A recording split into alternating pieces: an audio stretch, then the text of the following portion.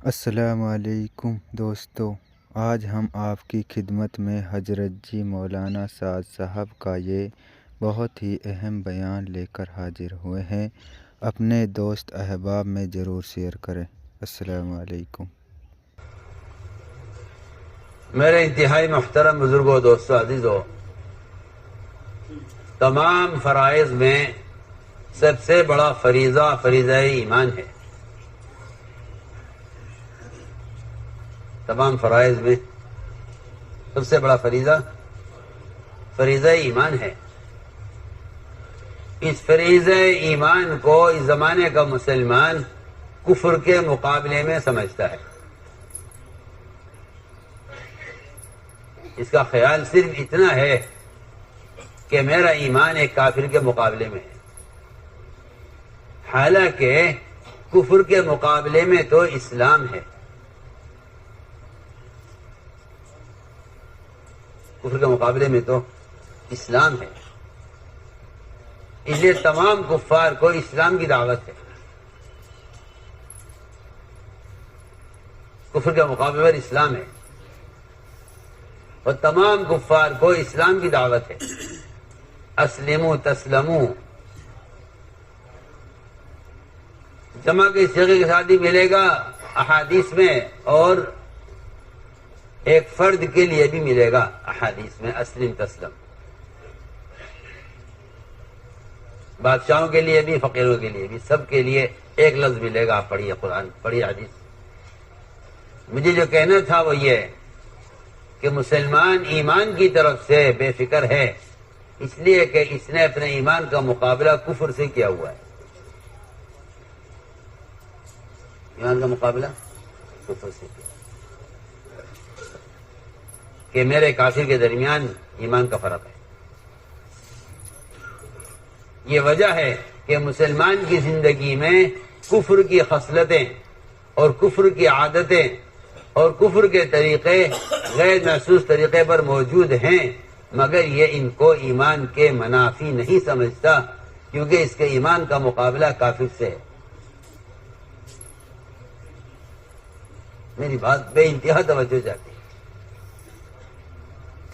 یہ سمجھتا ہے کہ فرائض کا ادا کر لینا یہ اسلام ہے۔ یہ سمجھتا ہے کہ فرائض کا ادا ہونا ایمان ہے، حالانکہ فرائض کا ادا ہو جانا صرف یہ تو کفر سے نکلنے کی شرائط ہیں۔ فرائض کا ادا ہو جانا کفر سے نکلنے کی شرائط ہے۔ اگر آپ فرائض پر نہیں ہیں تو آپ اسلام کے دائرے میں داخل نہیں ہوئے۔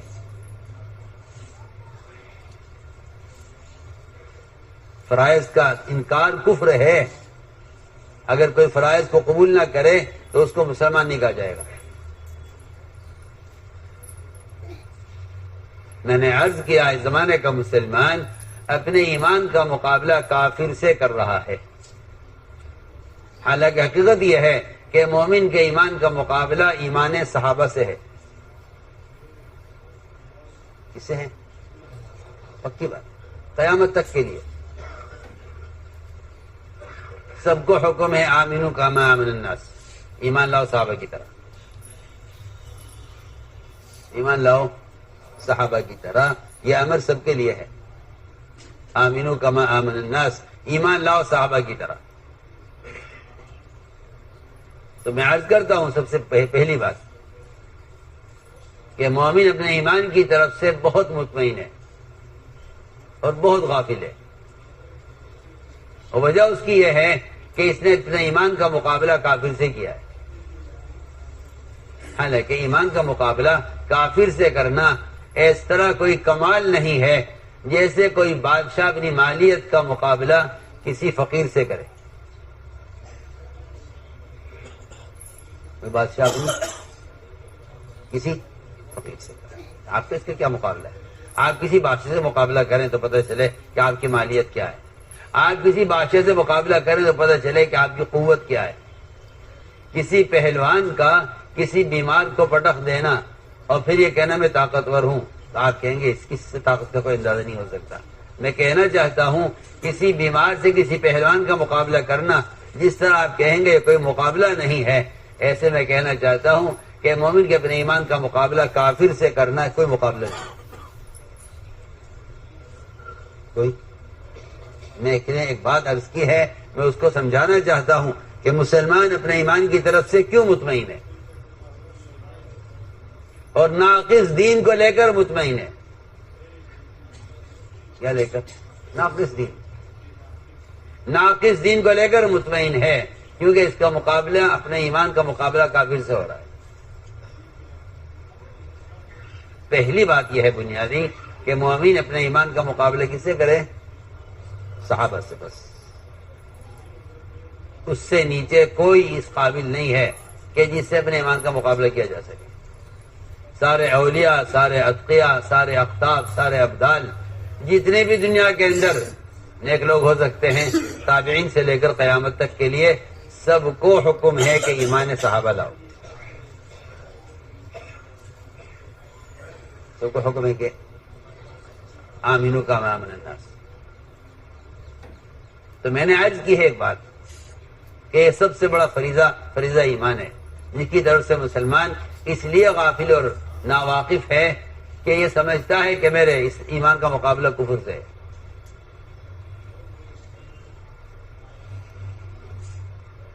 حالانکہ معلوم ہونا چاہیے آپ کو کہ دین کا مدار ایمان پر ہے.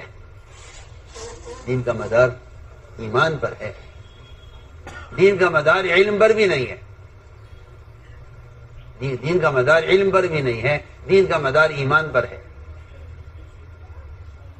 دین کا مدار علم پر بھی نہیں ہے. علم تو رہبر ہے جو چلنے والے کو راستہ بتا سکتا ہے، صرف کہ راستہ ہی ہے. آپ دائیں مڑے بائیں مڑے، چلنے والے کو بتلایا جاتا ہے کہ یہ طریقہ یہ ہے، آپ کو یہاں مڑنا ہوگا، یہاں سیدھا چلنا ہوگا. بس اس سے زیادہ علم کا کام نہیں ہے. اصل محرک مومن کے پاس اس کا ایمان ہے. مجھے یہ بات عرض کرنی ہے کہ 4 چیزیں ایسی بنیادی ہیں جو ایمان کے بغیر حاصل نہیں ہو سکتی اور جس کی مومن کو سخت ضرورت ہے. 4 چیزیں ایسی ہیں جو ایمان کے بغیر حاصل نہیں ہو سکتی اور مومن کو ان کی سخت ضرورت ہے. 4 چیزیں بہت اہم ہیں جو ایمان کے بغیر حاصل نہیں ہو سکتی اور مومن کو ان کی سخت ضرورت ہے. سب سے پہلی بات، سب سے پہلی چیز جس کے بغیر عمل ہو ہی نہیں سکتا اور جس کے بغیر مسلمان کو مسلمان کہا نہیں جا سکتا. میری بات وہی انتہا توجہ چاہتی ہے. وہ پہلی چیز کیا ہے جو ایمان کے بغیر حاصل نہیں ہوتی؟ وہ سب سے پہلی چیز استقامت ہے. مجھے عرض کرنی ہے 4 چیزیں جو ایمان کے بغیر حاصل نہیں ہو سکتی. پہلی چیز استقامت ہے جو ایمان کے بغیر حاصل نہیں ہو سکتی. ایمان کے بغیر حاصل نہیں. پہلی چیز استقامت ہے جو ایمان کے بغیر حاصل نہیں ہو سکتی. سوال اس بات کا ہے کہ استقامت کسے کہتے ہیں؟ استقامت کسے کہتے ہیں؟ میری بات آپ یاد رکھیے گا، کسی ایک عمل پر مداومت اور کسی ایک عمل کو تھام لینا اور کسی ایک عمل کو مضبوطی کے ساتھ کرتے رہنا، اس کو استقامت نہیں کہتے. اس کو استقامت نہیں کہتے. میں اور آپ یہ سوچ کر بیٹھے ہوئے ہیں کہ کسی ایک عمل کو تھام لینا استقامت ہے، اس کو استقامت نہیں کہتے.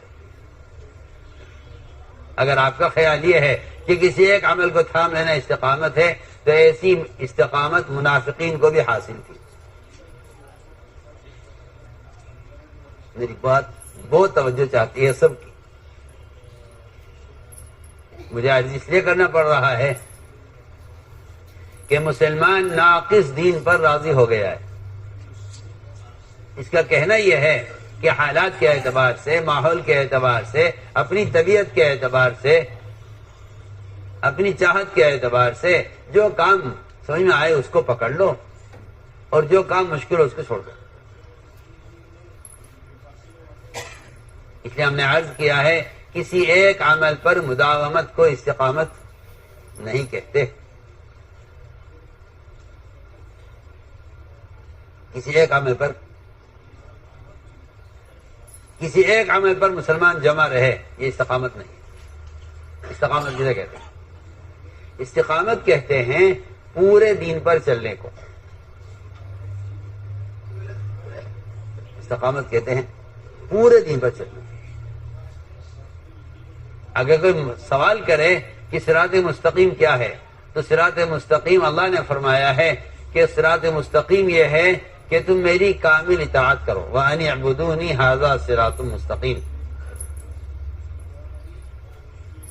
وَأَنِ اعْبُدُونِي هَذَا صِرَاطٌ مُسْتَقِيمٌ کہ صراط مستقیم اللہ تعالی کی کامل اطاعت کو کہتے ہیں. یہ صراط مستقیم ہے. وَأَنِ اعْبُدُونِي هَذَا صِرَاطٌ مُسْتَقِيمٌ کہ تم میری کامل اطاعت کرو، یہ صراط مستقیم ہے. اس کا مطلب یہ نہیں ہے کہ تم نماز پڑھو یہ صراط مستقیم ہے، اس لیے کہ صرف نماز پڑھنا عبادت نہیں ہے. صرف نماز پڑھنا عبادت نہیں، اور صرف نماز کو تھام لینا استقامت نہیں. اس لیے کہ عبادت تم نے الٹا اتارا، موزہ الٹا اتارا، پہلے سارے پیر کو اتار لیا. واہ واہ، بہت اچھی بات. مجھے خزنی کی خیال آیا. سنو دھیان سے بات. استقامت کیا ہے؟ استقامت کہتے ہیں پورے دین پر چلنے کو. اس لیے اللہ فرما رہے ہیں وَأَنِ اعْبُدُونِي. ہم نے کبھی اس لفظ پر غور نہیں کیا کہ عبادت کا کیا مطلب ہے. اکثریت مسلمانوں کی سمجھتی ہے کہ عبادت نماز پڑھنے یا صرف فرائض کے ادا کرنے کو کہتے ہیں. حالانکہ اگر بیت الخلاء میں جہاں مسلمان مومن کوئی عمل نہیں کر سکتا وہاں عمل کرنا دور کی بات ہے، زبان سے کوئی لفظ بھی ذکر کا نہیں کہہ سکتا. اگر وہاں مسلمان قبلے کا خیال آ جائے اور اپنا رخ بیت اللہ سے پھیر لے، پیشاب کرتے کرتے، پخانہ کرتے کرتے، اللہ تعالیٰ اس کے بیت الخلاء کے اندر کے اس عمل پر پچھلے تمام گناہ معاف کر دیتے ہیں. حالانکہ کسی عمل کی جگہ نہیں ہے. آپ کو بیت الخلاء میں داخل ہونے سے پہلے دعا پڑھنی پڑے گی. بیت الخلاء میں داخل ہو کر دعا نہیں پڑھ سکتے.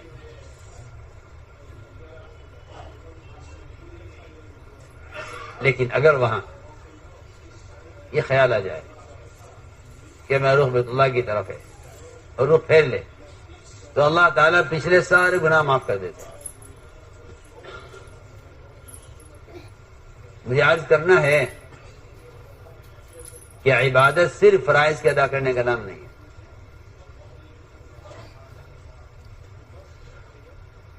عبادت صرف فرائض کے ادا کرنے کا نام نہیں ہے. امام غزالی فرماتے ہیں رحمۃ اللہ علیہ 10 چیزیں عبادت ہیں. کتنی؟ 10 چیزیں عبادت ہیں. نماز، روزہ، حج، زکوٰۃ، ذکر، تلاوت، دعوت الی اللہ کی یہ محنت، اور تجارت، اور پڑوسیوں کے حقوق، اور سنتوں کا اہتمام ہر ضرورت میں. یہ 10 چیزیں مل کر عبادت اس طرح ہیں جس طرح 4 رکعت کی نماز اگر آپ پڑھیں تو آپ کو اس میں رکوع اور سجدے پورے کرنے ہوں گے تو نماز کامل ہوگی. اگر ایک رکوع چھوٹ گیا، ایک سجدہ چھوٹ گیا تو نماز ناقص ہے. اس شخص کا دین ناقص ہے جو ان 10 چیزوں میں سے کوئی ایک چیز چھوڑ دے. ان 10 میں سے ایک چیز میں اگر اللہ کا حکم ٹوٹ رہا ہے تو اس کا دین اس طرح ناقص ہے جس طرح اس آدمی کی نماز ایک رکوع چھوٹنے سے ناقص ہو جائے.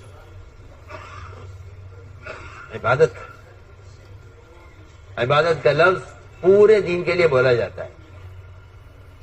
اس لیے ہم نے عرض کیا ہے جزوی دین پر چلنے والے کو استقامت حاصل نہیں ہے.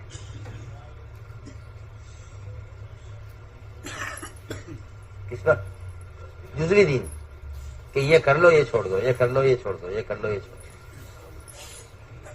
اور عبادت کہ عبادت اللہ کا حق ہے، عبادت اللہ کا حق ہے. اللہ کا ایسا حق ہے عبادت کہ اللہ کے حکم کے خلاف اللہ کے غیر کی بات ماننا اور اللہ کے حکم کے خلاف اللہ کے غیر کی اطاعت کرنا اللہ کے غیر کو اپنا رب بنانا ہے. آپ یہ بات بہت توجہ سننا. مجھے اور آپ کو اللہ کے رب ہونے کا ایک تصور ہے اور اس تصور کو ہم حقیقت سمجھے ہوئے ہیں. ہمارے آپ کے ذہن میں اللہ کا رب ہونا ایک تصور ہے. میں حضرت کی بات نقل کروں. حضرت فرماتے تھے تم دکان کا تصور کر لو، تمہیں ایک پائی حاصل نہیں ہوگی، ایک پیسہ نہیں ملے گا. تم ساری دنیا کی زمین کو اپنے لیے کھیتی تصور کر لو، تمہیں ایک دانہ نہیں ملے گا. تم ساری دنیا کی بادشاہت کو تصور کر لو، تمہارا اطاعت رعایا کا ایک فرض نہیں کرے گا. لیکن سمجھنے کی بادشاہت کا تصور کچھ نہیں ہے. اور ساری زمین کو کھیتی تصور کر لو تو کوئی دانہ تمہیں نہیں ملے گا. اور تم ساری دنیا کی مالیت کو اپنے لیے تصور کر لو تو ایک پیسہ تمہیں حاصل نہیں ہوگا. کیونکہ حقیقت تجارت کی حقیقت سے امید کی جا سکتی ہے نفع کی، زراعت کی حقیقت سے امید کی جا سکتی ہے غلے کی. سمجھتے تھے کہ زمانے کا مسلمان ایک تصور کیے ہوئے ہے رب کو. میری بات توجہ سننا. میں نے ایک بات عرض کی ہے، میں استقامت سمجھانا چاہتا ہوں سب سے پہلے کہ ایمان کے بغیر استقامت حاصل نہیں ہوتی. جس کو استقامت حاصل نہیں ہے دین پر اس کا ایمان یقیناً ناقص ہے. جس کو دین پر استقامت نہیں ہے اس کا ایمان یقیناً ناقص ہے. کیونکہ قرآن یہ کہتا ہے ان الذین قالوا ربنا اللہ ثم استقاموا. یہ میں سمجھانا چاہتا ہوں. ربنا اللہ ثم استقاموا کا کیا، اس کا کیا جوڑ ہے، کیا مطلب ہے اس کا؟ ان الذین قالوا ربنا اللہ ثم استقاموا کہ اللہ کو اپنا رب کہنے والے وہ اللہ تعالیٰ کے ہر امر کو پورا کریں گے، ماحول کے خلاف، چاہت کے خلاف، حالات کے خلاف. یہ ہوگی استقامت. میں کہنا چاہتا ہوں کہ استقامت پورے دن پر چلنے کا نام ہے.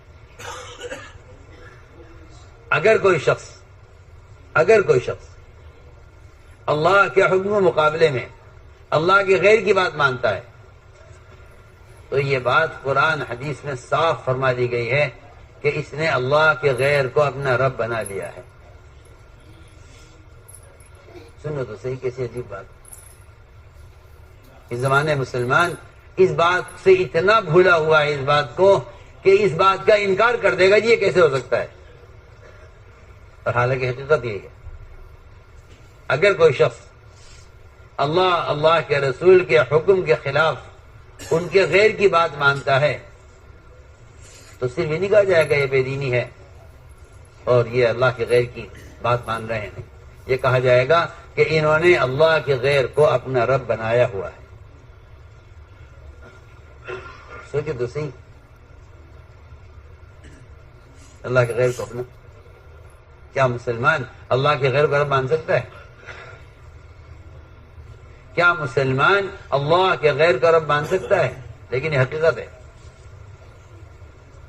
کہ جو شخص اللہ کے رسول کے حکم کے مقابلے میں اللہ کے غیر کی بات مان رہا ہے اس نے اللہ کے غیر کو اپنا رب بنایا ہوا ہے.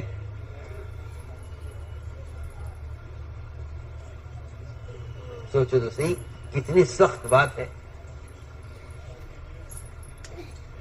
اور ہم نے کبھی نہ قرآن پڑھا اس خیال سے نہ حدیث پر غور کیا اس خیال سے.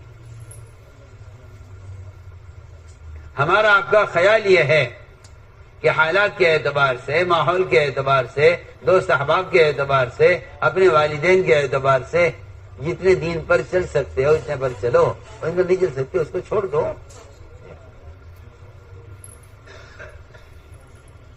ایک آدمی دین پر چلنے میں اس بات کو غور کرتا ہے، دین پر چلنے میں ایک آدمی اس بات پر غور کرتا ہے کہ اگر میں نے ایسا کیا تو قانون کیا کہے گا، میرے پڑوسی کیا کہیں گے، میرے دوست احباب کیا کہیں گے، میرا بھائی میرے والدین کیا کہیں گے، میری بیوی کیا کہے گی۔ اگر یہ اس طریقے سے راضی ہیں تو ٹھیک ہے، اور اگر اس طریقے سے راضی نہیں ہیں تو پھر یہ سنتی تو ہے، کوئی فرض تو ہے نہیں، اس کے چھوڑنے میں کیا رہے۔ اور میں نے ایک بات عرض کی ہے، میرا دل چاہتا ہے کہ اس آیت کا شان نزول بتلاؤں کہ جس میں اللہ کے غیر کی بات ماننے والوں کو صاف کہا گیا ہے کہ انہوں نے اللہ کے غیر کو اپنا رب بنایا ہوا ہے۔ عدی بن حاتم ایک صحابی تھے، نصرانی تھے، پھر اسلام لائے۔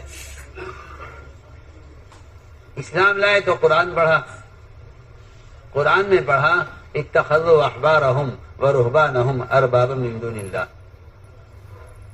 کہ قرآن میں یہ لکھا ہوا ہے کہ یہود و نصارہ نے اپنے علماء اور مشائخ کو، اپنے پوپ اور پادریوں کو اللہ کے مقابلے میں رب بنایا ہوا تھا۔ عدی بن حاتم نے عرض کیا حضور اکرم صلی اللہ علیہ وسلم سے کہ یا رسول اللہ، یہ بات سمجھ میں نہیں آتی کہ ہم آپ پر ایمان لانے سے پہلے بھی اللہ ہی کو رب مانتے تھے، پھر اللہ نے یہ الزام ہمیں قرآن میں کیوں دیا ہے کہ ہم نے اللہ کے غیر کو رب بنایا ہوا تھا؟ ہم تو آپ پر ایمان لانے سے پہلے بھی اللہ کو رب مانتے تھے، آج بھی اللہ کو رب مانتے ہیں۔ فرمایا آپ نے کہ تمہیں آج بھی معلوم ہے رب کو رب بنانے کسے کہتے ہیں؟ آپ نے فرمایا اے عدی یہ بتلاؤ، جو تمہارے پوپ اور پادری اور تمہارے علماء اور مشائخ، تمہارے احبار رہبان، وہ حلال کو حرام کہتے تھے، حرام کو حلال کہتے تھے، تم ان کی بات مانتے تھے نہیں مانتے تھے؟ کہاں یا رسول اللہ، ہم ان کی بات مانا کرتے تھے کہ چلو جیسا تم کو ہوگا ایسا کر لیں گے۔ فرمایا پھر تو تم نے ان کو اللہ کے مقابلے میں اپنا رب بنایا ہوا تھا۔ آپ سوچیں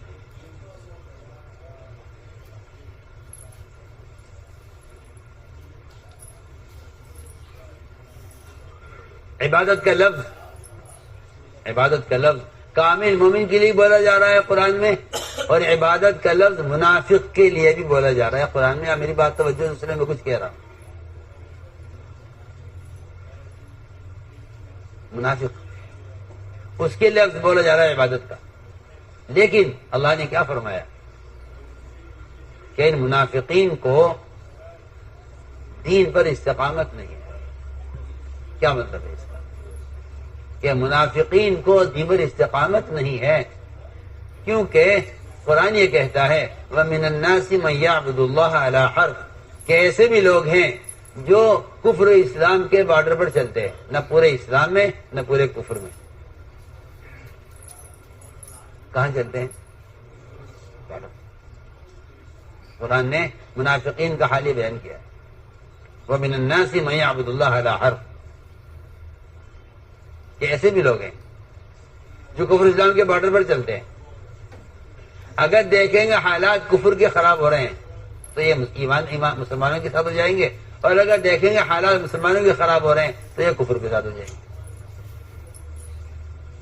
یہ میں بہت ضروری بات عرض کر رہا ہوں، اس زمانے میں مسلمان اسلام کے ساتھ یہ کھیل کر رہا ہے کہ حالات دیکھ کر چل رہا ہے۔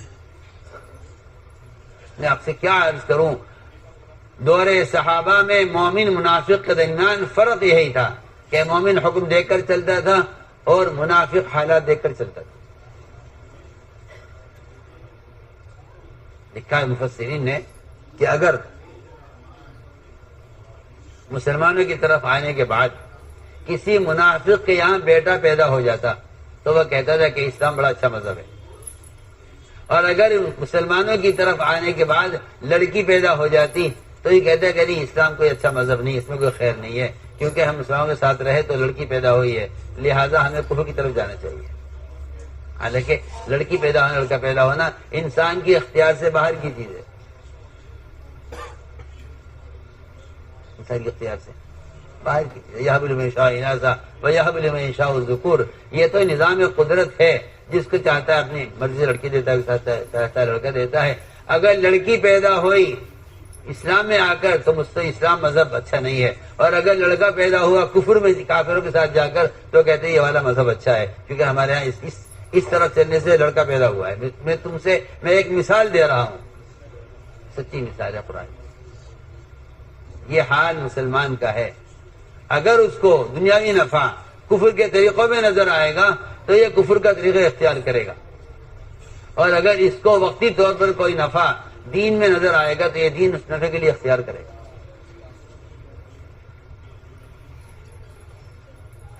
یاد رکھنا ہماری بات. عمل سے پہلے عمل کی برکات کا مطالبہ کرنا کفر کا مزاج ہے. عمل سے پہلے مولوی صاحب کفر کا مزاج. آپ پڑھیں قرآن حدیث تو آپ کو پتہ چلے گا کہ اسلام سے پہلے، اسلام لانے سے پہلے کفار نے مطالبہ کیا ہے آپ سے برکات کا کہ اے محمد ہم آپ پر ایمان لے آئیں گے، آپ پہلے یہ کرا دیجیے. بہت قصے ہیں، بہت قصے ملیں گے ایسے جس میں کفار نے آپ سے مطالبہ کیا، آپ یہ کرا دیجئے ہم ایمان لے آئیں گے، آپ یہ کرا دیجئے ایمان لے آئیں گے. آپ یہ مکے کے پہاڑ ہٹوا کر یہاں کی زمین کو ملک شام کی طرح نرم کرا کے اور یہاں باغات لگوا کے اور نہریں جاری کرا دیجئے اللہ سے کہہ کر ہم آپ کو رسول مان لیں گے، ہم آپ پر ایمان لے آئیں گے. میں آپ سے آج بھی کہتا ہوں اگر کوئی مسلمان کسی حق بات کو قبول کرنے کے لیے کوئی شرط لگاتا ہے تو یہ اس کی بے دینی کی علامت ہے. جس طرح ایمان لانے کے لیے کوئی شرط لگانا کفر کا تقاضا ہے، اس طرح مسلمان کا کسی حق بات کو قبول کرنے کے لیے شرط لگانا کہ یہ اس کی بے دینی ہے. یہ اس کی ہم آپ کی بات مان لیں گے، آپ ہمارا یہ کام کرا دیجیے. میری بات کو توجہ چاہتی. یہ کمزوری زمانے کے مسلمانوں میں بھی ہے کہ وہ حق کو قبول کرنے کے لیے کوئی مطالبہ کریں گے کہ ہمارا یہ مطالبہ پورا کر دو، ہم آپ کی بات مان لیں گے. ہاں جبکہ معلوم ہونا چاہیے آپ کو کہ اگر حق کو مشروط کیا گیا کسی شرط کے ساتھ تو یہ گمراہی کا راستہ ہے، ہدایت کا راستہ نہیں. ہدایت کا راستہ یہ نہیں. آپ کو ایسے لوگ ملیں گے. تو میں نے ایک بات درمیان میں عرض کی ہے، یہ کفار یہ کہا کرتے تھے کہ اگر آپ یہ کام کرا دیں ہم آپ کو رسول مان لیں گے. ایسی بہت مثالیں ہیں قرآن حدیث میں، بہت ہیں کہ اگر آپ یہ کام کرا دیں تو آپ کو رسول مان لیں گے. اگر آپ ہماری بات کا جواب دے دیں تب آپ کو رسول مان لیں گے. اصحاب کہف کے بارے میں سوال کر کے کہا تھا اگر آپ جواب دے دیں گے تو ہم آپ کو رسول مان لیں گے. تو میں نے ایک بات عرض کی ہے اور میں اس کو مزید عرض کروں گا کہ آخر پہلی چیز استقامت، یہ کیا ہے؟ یہ کیا چیز ہے؟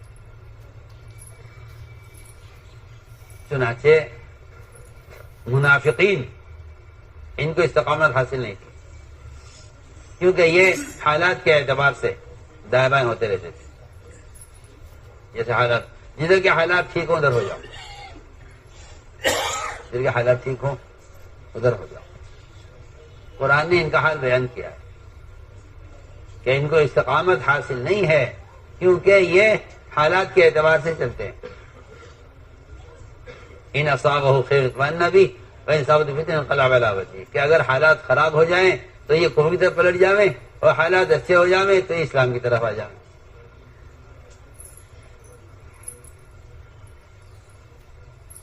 تو میرے بزرگوں، دوستوں، عزیزوں، ایک بات یہ ہوئی کہ ایمان کے بغیر استقامت نہیں، اور اس کے ساتھ ساتھ میں نے عرض کر دیا کہ جزوی دین پر چلنا بھی استقامت نہیں. استقامت ہے پورے دین پر چلنا. وَأَنِ اعْبُدُونِي هَذَا صِرَاطٌ مُسْتَقِيمٌ، تم میری کامل اطاعت کرو، یہ صراط مستقیم ہے.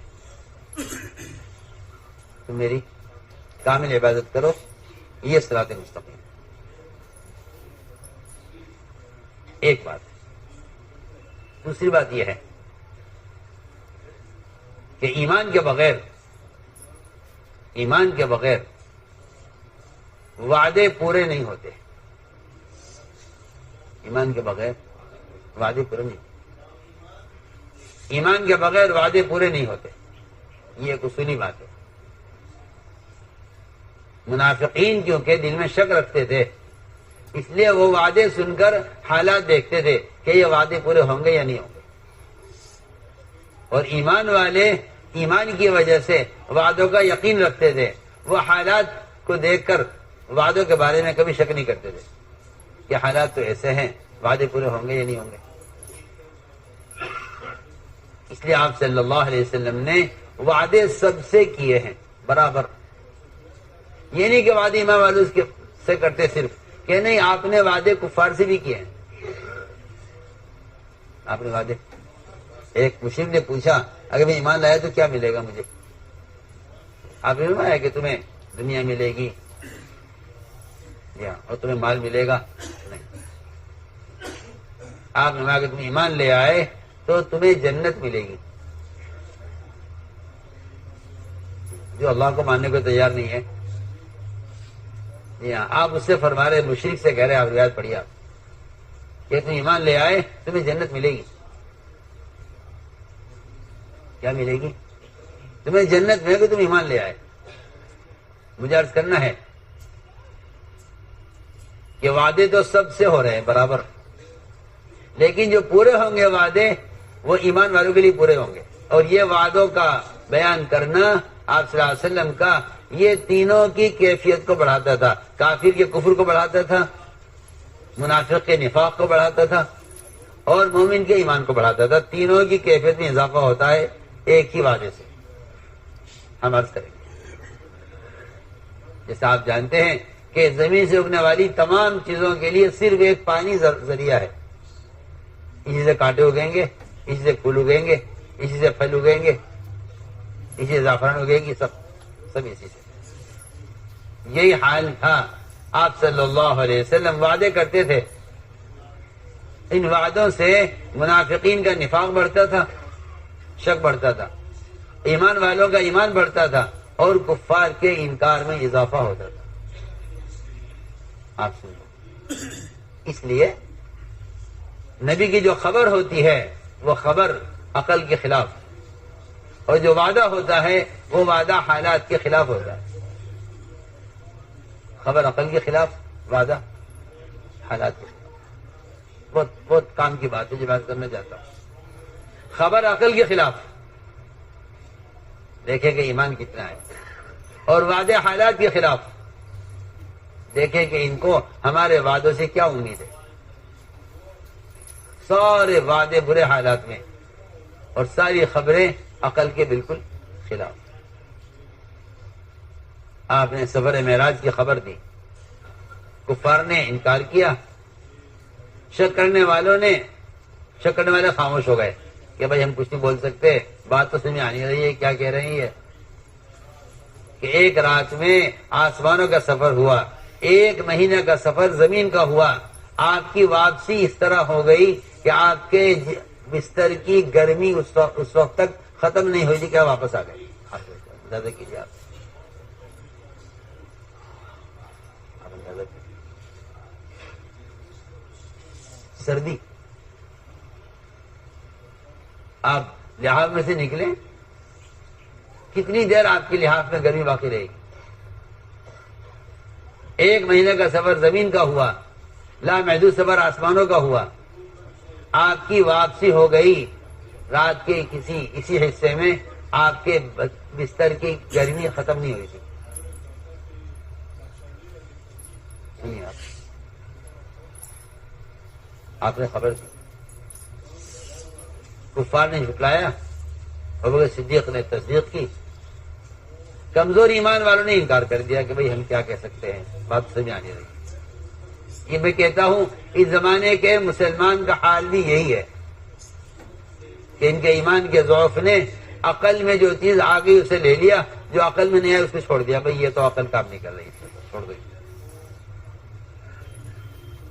اگر نبی کے ساتھ ظاہر کے مطابق ہو اور نبی کے ساتھ عام انسانوں کی عقل کے مطابق ہو تو نبی کی بات کی تصدیق کرنا کوئی کمال نہیں ہے۔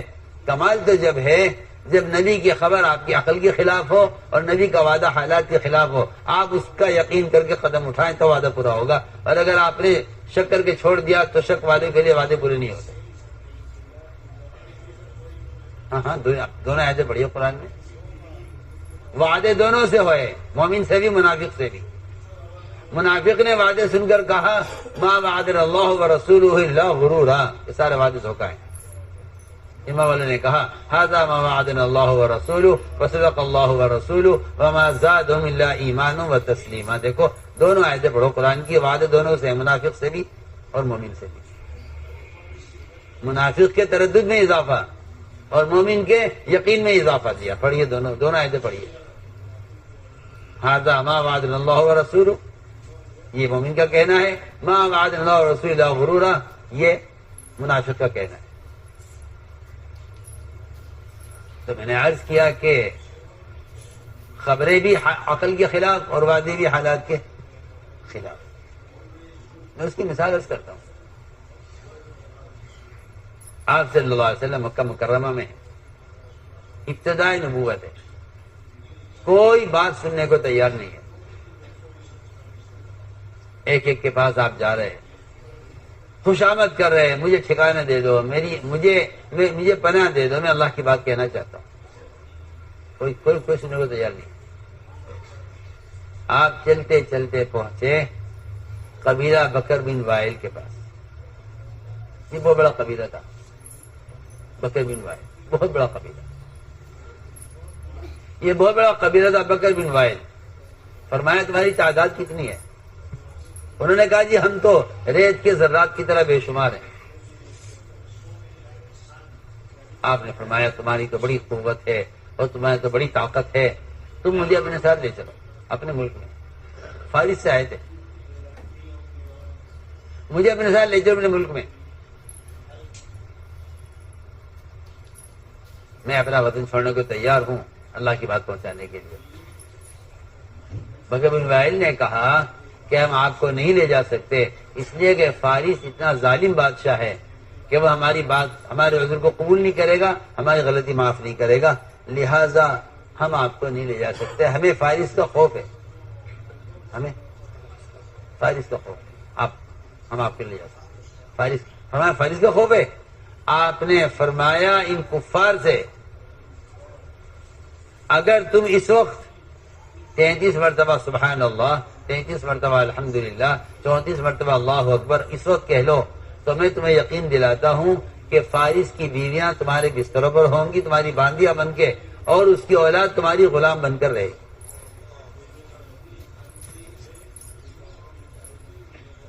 اس آدمی کا اس وقت کوئی بات سننے کو تیار نہیں،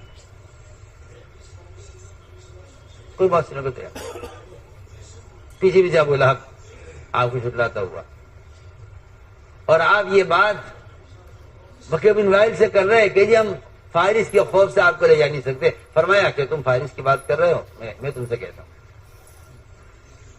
ان تسبیحات کی آج مسلمان کے اندر نماز کے بعد کوئی اہمیت نہیں ہے۔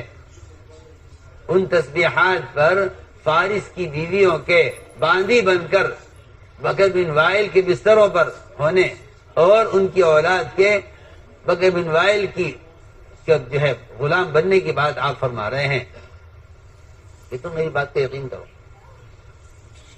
تمہیں فارس کا خوف ہے نا مجھے لے جانے میں تم سے کہتا ہوں اس دن میں لے کر آیا ہوں، میں تم سے اس کا وعدہ کرتا ہوں اگر تم آج اس وقت 33 مرتبہ سبحان اللہ، 33 مرتبہ الحمدللہ، 34 مرتبہ اللہ اکبر کہہ لو تو فارس کی بیویاں تمہارے بستر پر ہو۔ سنیے آپ اگر ایک کافر قبیلے سے آپ یہ وعدہ کر رہے ہیں تو پھر آپ فاطمہ سے کو تسبیحات دیتے ہوئے کیا یقین ہوگا، ان کا کیا وعدہ ہوگا، بتاؤ تو صحیح سوچو۔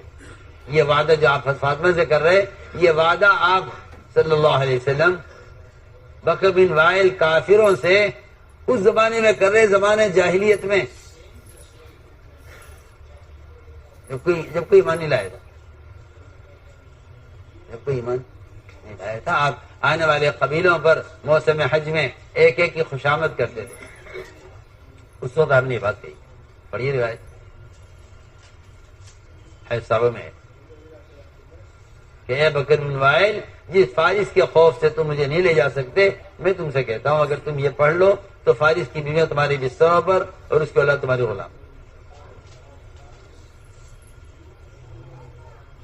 ایک موقع تو یہ ہے، اگلا موقع دیکھیے آپ کہ جب کفار مکہ نے سختی کی اور آپ کے قتل کا فیصلہ کر لیا، کیا صلی اللہ علیہ وسلم کو ہم قتل کریں گے، اس کے علاوہ ہمارے پاس اور کوئی راستہ نہیں ہے، ان کے دین کو ختم کرنے کے لیے صرف آئے اس کے کہ انہیں قتل کر دیا جائے، کوئی اور کوئی ذریعہ نہیں ہے، کیونکہ ان کے اتباع کرنے والے بڑھتے جا رہے ہیں، ان کو ختم کیا جائے۔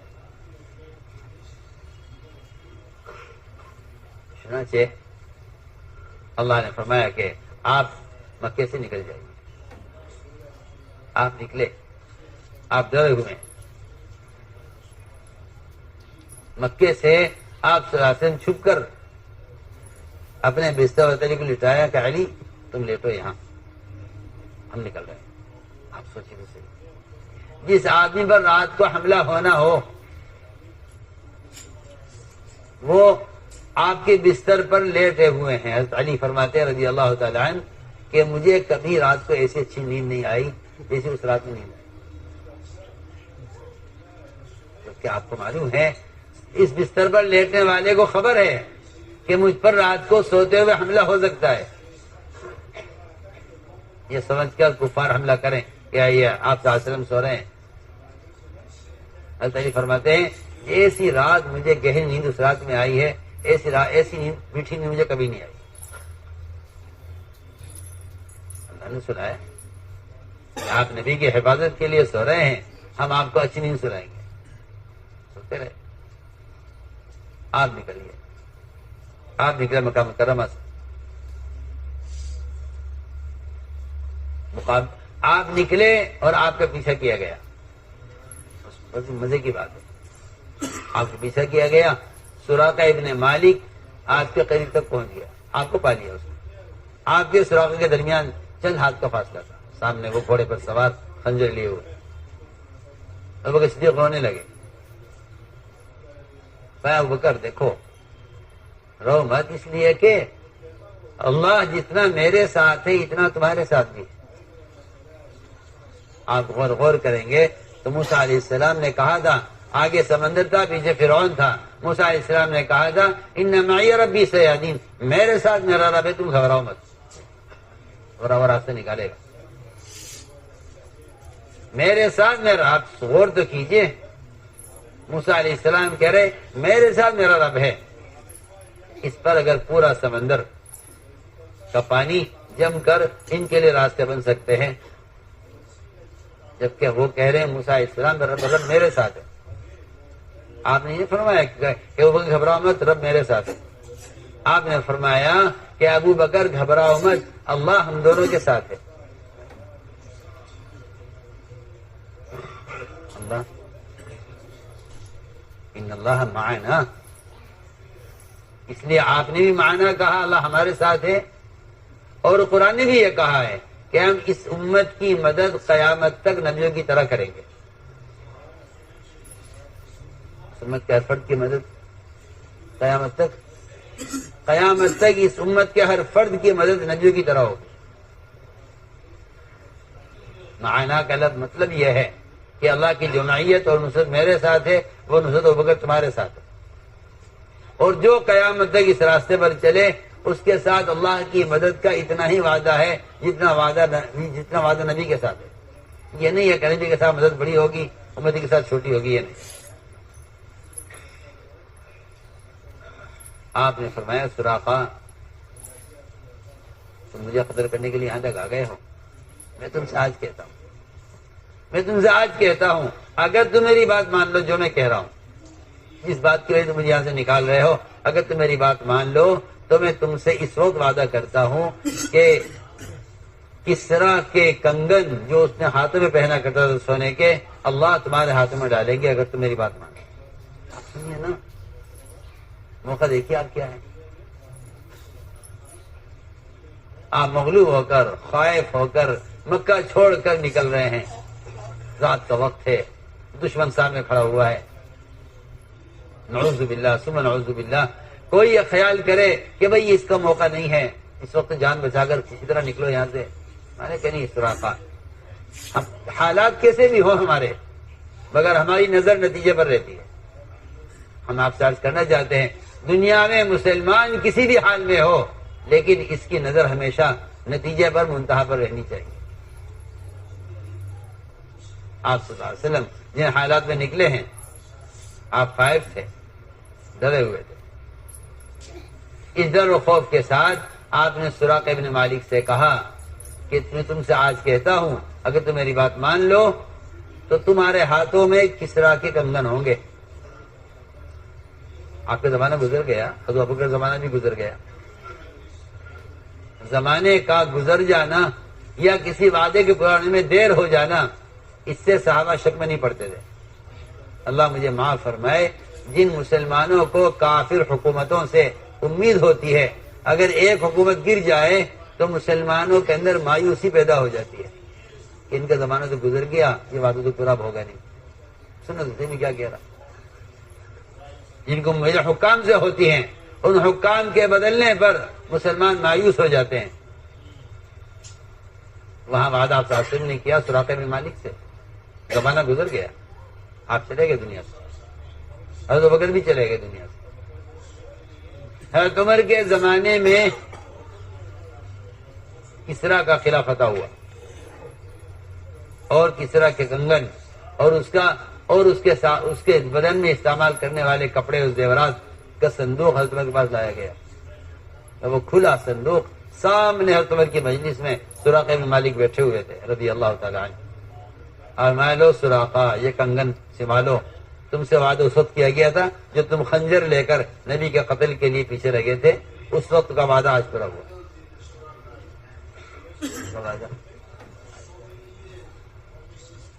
نبی کا وعدہ پورا ہو کر رہے گا، چاہے کسی کافر سے کریں اس کی ہلاکت کا، یا کسی کافر سے کریں اس کی ہدایت کا، یا کسی کافر سے کریں فتوحات کے حاصل ہونے کا۔ اور وہاں معمول یہ تھا کہ جو آدمی ماحول میں آتا تھا وہ وعدوں کا ایسا یقین کرتا تھا، اللہ اکبر، گویا اپنی آنکھوں سے وعدوں کو دیکھ رہا ہے۔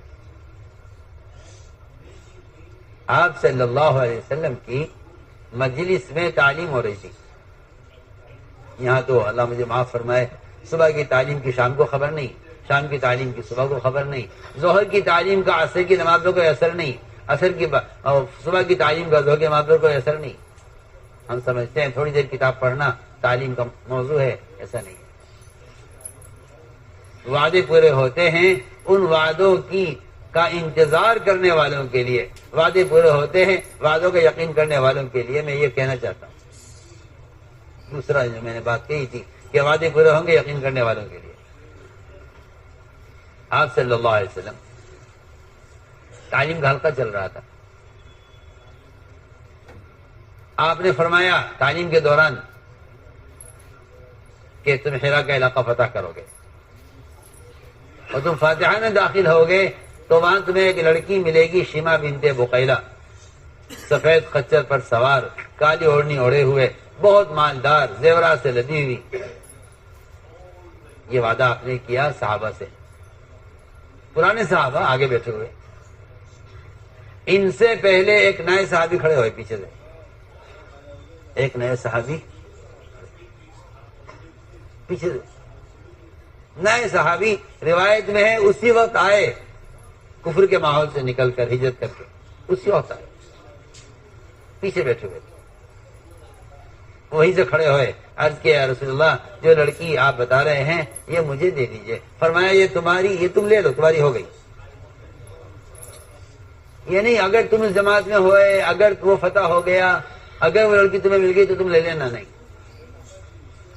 کیونکہ اگر کا تو ایمان کے ساتھ کوئی جوڑ ہی نہیں، ایمان تو بہت دور کی بات ہے۔ میں تو کہتا ہوں کہ اگر نبی کی ایک سنت ہے، اگر نبی کی ایک سنت ہے اور آپ یہ کہہ دیں اپنی زبان سے کہ اگر موقع ہوا تو اس سنت پر عمل کر لیں گے، تو آپ کے اس سنت سے محروم ہونے کے لیے کافی ہے۔ میں کیا کہوں آپ سے، اپنے دل کی بات کیسے سمجھاؤں؟ وعدے بہت دور کی چیز ہے۔ میں کہتا ہوں ایک نبی کی سنت کو اگر آپ یہ کہہ دیں اگر موقع ہوا تو عمل کر لیں گے، یہ اس سنت سے محرومی کے لیے کافی ہے۔ عبداللہ بن عمر سے ایک صاحب نے یہ پوچھا کہ آپ حجر اسود کے بوسے کے بارے میں کیا کہتے ہیں؟ حجر اسود کے بوسے کے بارے میں، حجر اسود کا بوسہ لینے کے بارے میں آپ کیا کہتے ہیں؟ سنت ہے اور ہم سنت سمجھ کر بوسہ لیتے ہیں۔ اس پوچھنے والے نے یہ کہہ دیا کہ یہ تو بتائیے اگر بھیڑ زیادہ ہو بیت اللہ پر، اور اگر ہم نہ پہنچ سکیں حجر اسود تک، اگر بھیڑ زیادہ ہو،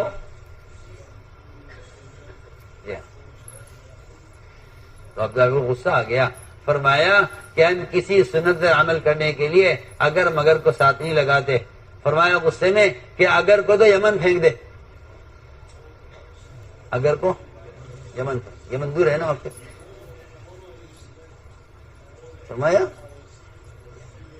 کہ اگر کو یمن پھینک، ہم نہیں جانتے اگر کیا ہوتا ہے، ہم نہیں جانتے اگر کیا ہوتا ہے۔ میں بہت اہم بات کہہ رہا ہوں، روز صبح سے لے کے شام تک روزانہ ہماری ضروریات سے متعلق ایسی بے شمار سنتیں ہیں جن کو ہم یہ کہہ کر چھوڑ دیتے ہیں کہ اس پر عمل کا موقع نہیں ہے۔ اس نے ایک مرتبہ کہہ دیا صرف کہ اگر بھیڑ زیادہ ہو حجر اسود پر اور بوسہ نہ لے سکیں تو کیا ہوگا؟ فرمایا کہ ہم اگر مگر نہیں جانتے، اگر کو یمن پھینک۔ اگر تو نے فیصلہ کیا ہے مجھے سنت پر عمل کرنا ہے تو اللہ اس کا راستہ نکالیں گے، اور تو اگر یوں کہتا ہے کہ اگر موقع ہوا تو سنت پر عمل کر لیں گے تو اللہ تجھے محروم کر دیں گے۔ سنیے دوسری میں کیا کہہ رہا ہوں، یہ بیٹھے ان سے پوچھو، اگر حکومت کہے گی داڑھی رکھ لو تو رکھ لیں گے، مجھ سے کھل کر کہہ رہا ہوں۔ اگر ہماری حکومت نے اتفاق کر لیا، میں کہتا ہوں کہ یہی محرومی کا سبب ہے، یہی محرومی کا سبب ہے۔ اور لوگ جھوٹ بولتے ہیں۔ جو آدمی کسی سنت پر عمل کرنے کی کوشش نہیں کرے گا وہ اللہ کے یہاں مجرم قرار دیا جائے گا۔ جو مسلمان اگر قانون آ جائے کسی سنت کے مقابلے میں، اللہ کے یہاں وہ مسلمان مجرم ہے جو اس سنت کی احیاء کے لیے کوشش نہ کرے، کوئی بھی ہو، کوئی بھی ہو۔ اگر وہ اس سنت کے لیے کوشش نہیں کرے گا تو اللہ کے یہاں مجرم قرار دیا جائے گا، اللہ کے یہاں ظالم سمجھا جائے گا۔ میری بات آپ یاد رکھیے گا۔ یہ تو آج کل کے بیچارے اناڑی قسم کے لوگ ہیں جنہیں اپنے علم کا دعویٰ ہے لیکن ان کے دل کھوکھلے ہو چکے ہیں، انہیں اس سے کوئی مطلب نہیں ہے کہ سنت کا کیا حکم ہے، کیا درجہ ہے۔ وہ کہتے ہیں چھوڑ دو میاں، کیا حالات ایسے ہیں آج کل کے، اور یہ تو مشکل پیدا ہو جائے گی لوگوں کے لیے، ذرا سہولت دو۔ جی ہاں، یہ انگوٹھا موڑ کے بات کرنے والے، ان کے دل ایمان سے کھوکھلے ہیں، ان کے دل ایمان سے کھوکھلے ہیں۔ یعنی یہود و نصارہ کے طریقوں کا رعب ان کے دلوں پر بیٹھا ہوا ہے۔ یہ کہہ کر دین چھوڑتے ہیں کہ قانون اس کے خلاف ہے۔ اللہ سوال کرتے تم نے کوشش کیا کی؟ کیونکہ اللہ تعالیٰ کا نظام ہے یہ کہ اللہ مومن کو جس عمل کا حکم دیتے ہیں اس حکم میں رکاوٹیں پیدا کرتے ہیں، سہولت نہیں دیتے۔ سہولت دیتے ہیں اس کام میں جس سے روکتے ہیں، جس کام سے روکتے ہیں اس کی کرنے کی سہولت دیتے ہیں۔ دیکھنا چاہتے ہیں بندہ کتنا بچتا ہے، جس کام کا حکم دیتے ہیں کرنے کا اس میں رکاوٹ پیدا کرتے ہیں، دیکھنے کے لیے میرا بندہ کیا کوشش کرتا ہے۔ کتنی آسان بات ہے، سوچیے آپ یہ کہتے ہیں سہولت ہوگی تو عمل کر لیں گے، اللہ کہہ رہے ہیں نہیں، میں نے تمہارے اس حکم کے پورا کرنے میں دشواری اس لیے پیدا کی ہے تاکہ میں دیکھوں تم کوشش کیا کرتے ہو اس کے لیے، کیونکہ ہدایت کا وعدہ کوشش پر ہے، سہولت پر نہیں ہے۔ ہدایت کا وعدہ کوشش پر، سہولت پر نہیں۔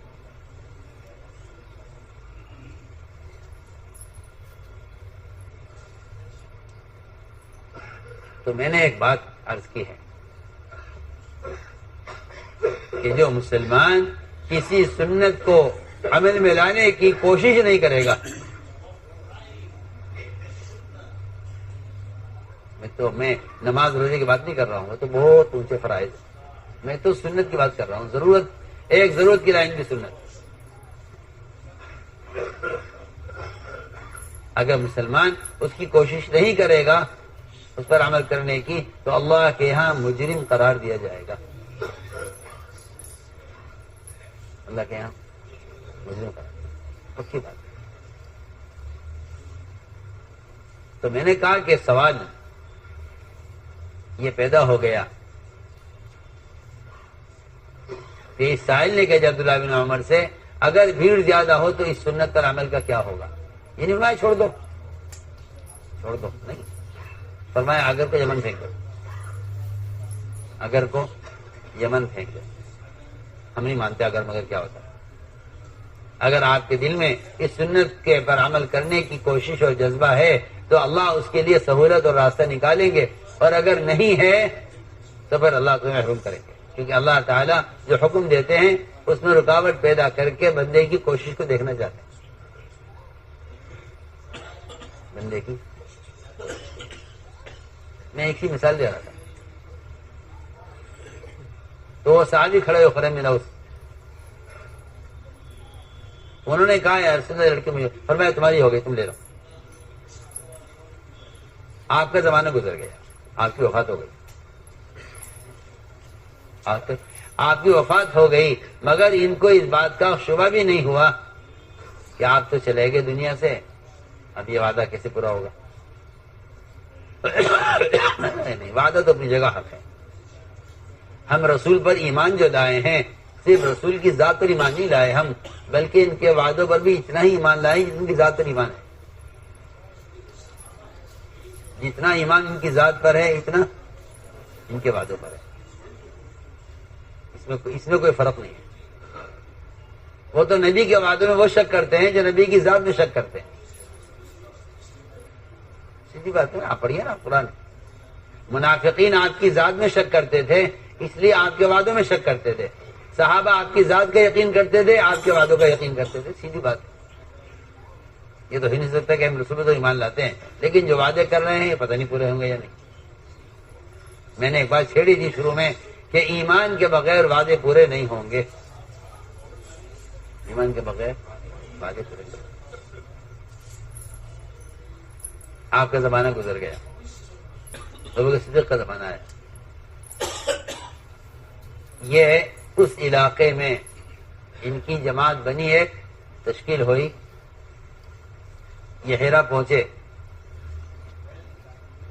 تو وہاں پہنچ کر امیر صاحب سے کہنے لگے امیر صاحب مجھے ذرا ایک ضرورت پیش آ گئی ہے، میں ذرا جانا چاہتا ہوں۔ کہاں؟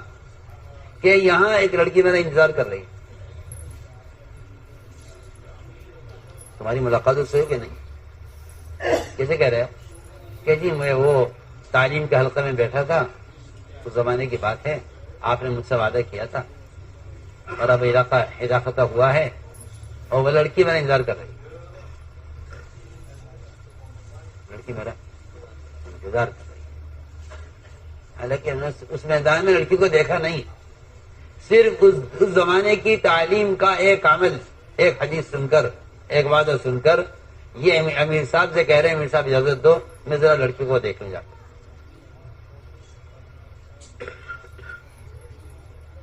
کے جاؤ، اجازت دے کر گئے اور جا کر سیدھے وہ لڑکی میدان میں کھڑی ہوئی تھی ان کے انتظار میں، پوچھا تیرا نام شیما ہے؟ کہا میرا نام شیما ہے۔ چلو، مال زیورات سے لدی ہوئی، جا کے اس کا قبضہ کر لیا، اسے لے آئے۔ امیر صاحب سے لوگوں نے کہا امیر صاحب بہت مالدار لڑکی ہے، سونا بہت ہے اس کے جسم پر، آپ اس کے سونے کو تقسیم کیجئے پوری جماعت میں۔ اور لیکن اس نے کہا امیر صاحب سن لیجئے، لڑکی یہ اس کا زیور بھی میرا ہے، لڑکی بھی میری ہے، ساری میری ہے، کچھ نہیں ملے گا کسی کو۔ ایک تو اللہ کے نبی سے لے چکا تھا زمانے میں۔ امیر صاحب نے کہا اس طرح نہیں ہوگا، آپ گواہ لائیے۔ مدینے میں اس زمانے کی بات ہے، آج اس ہماری جماعت یہاں آئی ہوئی ہے مدینے سے، یہاں کون آدمی ہوگا جو گواہی دے گا؟ میں کہا نہیں گواہ لاؤ، گواہ آئے گا تو ہم فیصلہ کریں گے، تنہا ایک آدمی کی بات پر ہم لڑکی آپ کے حوالے نہیں کریں گے۔ وہاں ساتھی بیٹھے ہوئے تھے، ان سے جا کر کہا ارے بھائی تمہیں کوئی ہے جو اس زمانے میں تعلیم کے حلقے میں ہو، جب میں نے پیچھے کھڑے ہو کر کہا تھا لڑکی مجھے دے دیجیے؟ دو انصاری صاحب بھی کھڑے ہو گئے، ہاں ہاں ہم موجود تھے، ہم آج بھی جانتے ہیں، اس دن کی بات آج کی طرح جانتے ہیں، چلیے ہم گواہی دیں گے۔ تعلیم کے حلقے کیسے ہوتے ہوں گے؟ یہاں سوتے رہے لوگ تعلیم کے حلقے میں، وہاں تعلیم کا حلقہ اس طرح ہوتا تھا۔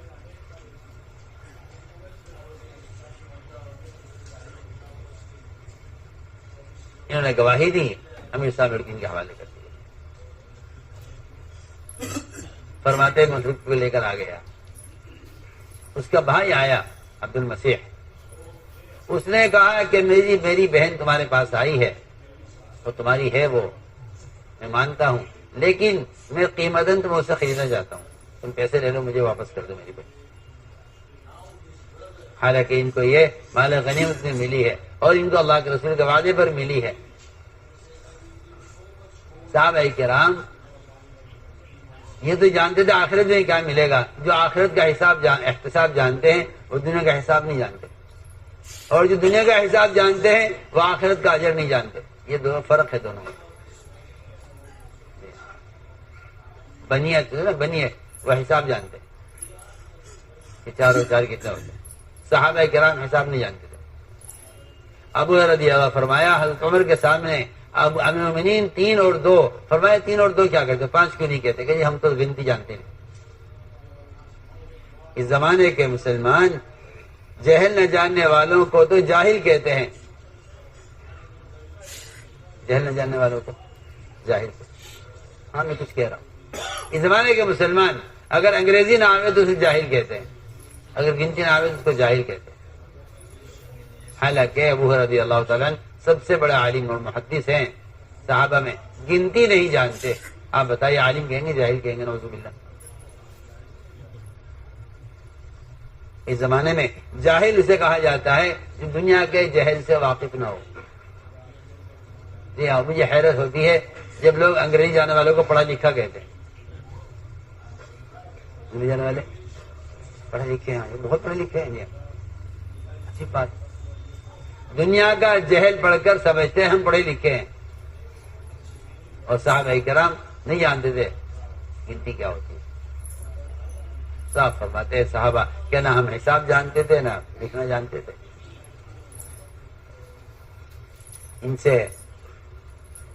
ان کے بھائی نے آگے کہا، اس لڑکی کے بھائی نے بن عوف سے، کہ جو تم زبان سے قیمت بول دو گے میں اس کی دوں گا تمہیں، تو میری لڑکی میری بہن واپس کر دو۔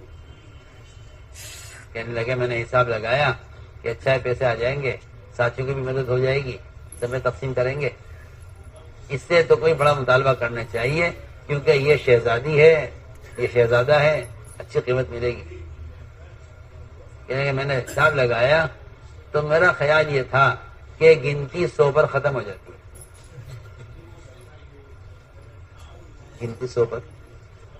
گنتی 100 پر ختم ہو جاتی ہے۔ میں نے حساب لگایا کہ میں اس سے 100 کا مطالبہ کروں گا۔ آخری گنتی کیا ہے؟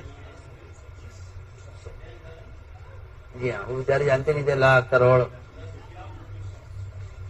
کیا ہوتا ہے، پتن کیا ہوتا ہے، خرد کیا ہوتا ہے پتہ ہے۔ 100 پر گنتی ختم ہو جاتی ہے۔ میں نے اس 100 کو 10 گنا کر کے کہا کہ میں اس کی قیمت 1000 سے کم نہیں لوں گا۔ انہوں نے کہا 1000 کیا بات؟ انہیں 1000 دے دیے۔ میں ساتھیوں کے پاس آیا، پوچھے کیا ہوا لڑکی کا؟ کہ وہ تو میں نے بیچ دی۔ کتنے میں؟ کہ 1000 میں۔ ارے تم تو بہت سیدھے نکلے، 1,00,000 مانگتے تو 1,00,000 دے دیتا. تو پوچھے خرے موس کیا لاکھ بھی کچھ ہوتا ہے؟ کیا لاکھ بھی؟ میں تو سمجھا تھا کہ 100 پہ گنتی ختم ہو جاتی ہے. اس کو میں نے 10 گنا کر لیا. اتنا مال کیا کریں گے؟ بہت مال ہے. یعنی کہ تم نے تو بہت غلطی کی. تم اگر اس سے 1,00,000 مانگتے تو وہ تمہیں 1,00,000 دے دیتا. تو میں تو ایک مثال عرض کر رہا ہوں کہ حساب والے الگ ہوتے ہیں، احتساب والے الگ ہوتے ہیں. احتساب والے دنیا کو نہیں جانتے، آخرت کو جانتے ہیں. حساب والے آخرت کو نہیں جانتے، دنیا کو جانتے ہیں. جی ہاں، انہیں 2 2 4 کرنے آتے ہیں. وہ نہیں جانتے 2 2 4 کتنے ہوتے ہیں. تو میں نے عرض کیا کہ وعدے پورے ہوتے ہیں یقین کرنے والوں کے. وعدے پورے ہوتے ہیں یقین کرنے والوں کے. یہ موقع ہے. آپ صلی اللہ علیہ وسلم سے ان صحابی نے کھڑے ہو کر کہا کہ لڑکی نہیں دیتی. یہ فرمائے لے ایک مدت کے بعد یہ وعدہ پورا ہوا ہے. ایسے واقعات پڑھا کرو جس سے پتہ چلے کہ صحابہ کرام نے کن حالات میں وعدوں کی امیدیں کی ہیں، کن حالات میں وعدے پورے ہوئے.